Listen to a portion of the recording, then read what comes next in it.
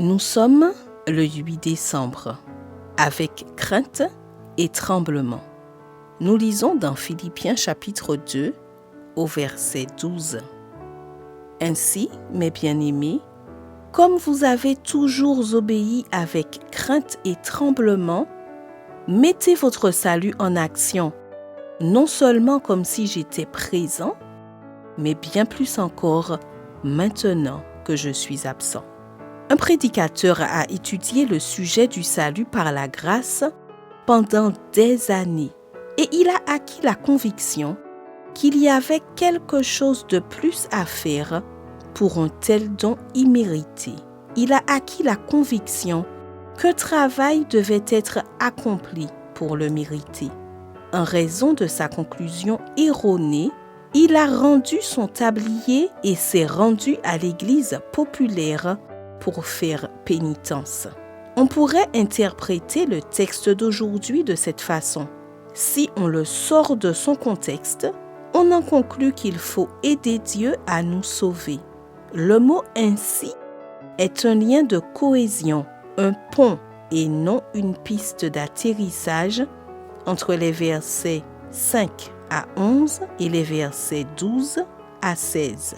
L'expression « mettre en action » katergazomai en grec original signifie montrer ou exposer un travail qui a déjà été fait ou qui est terminé.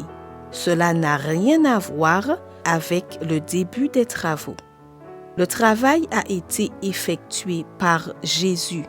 Tu ne fais que représenter ce travail en confessant avec humilité que Jésus-Christ est Seigneur.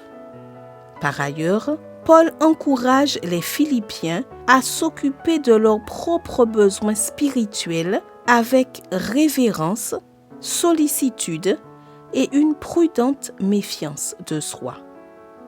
Il les a encouragés à fuir l'indépendance de Jésus, à être vigilants à chaque instant et à se donner constamment à Dieu. Même le fait de montrer aux autres le résultat du salut est aussi une œuvre de Dieu, car c'est lui qui met en vous le vouloir et le faire selon son dessein bienveillant. Le désir de Dieu devient ton désir et il te permet de le suivre. Enfin, mettre en action ton salut est son œuvre inlassable. Tu ne fais rien par tes propres forces. Il fait tout pour toi et par toi. Il suffit de montrer son œuvre dans ta vie avec crainte et tremblement, c'est-à-dire avec révérence et respect. Quelle glorieuse découverte! Ta part dans ton salut consiste à craindre Dieu. Le Seigneur ne prend pas l'homme avec ses propres sentiments et ses déficiences naturelles pour le placer d'un seul coup dans le domaine de la lumière de son visage. Non, l'homme doit faire sa part tandis qu'il travaille à son propre salut avec crainte et tremblement. Dieu travaille en lui le vouloir et le faire pour son projet brillant.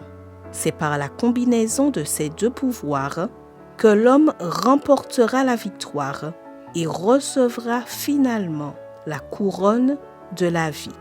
Tu es une œuvre de salut complète. Bonne journée et que Dieu te bénisse.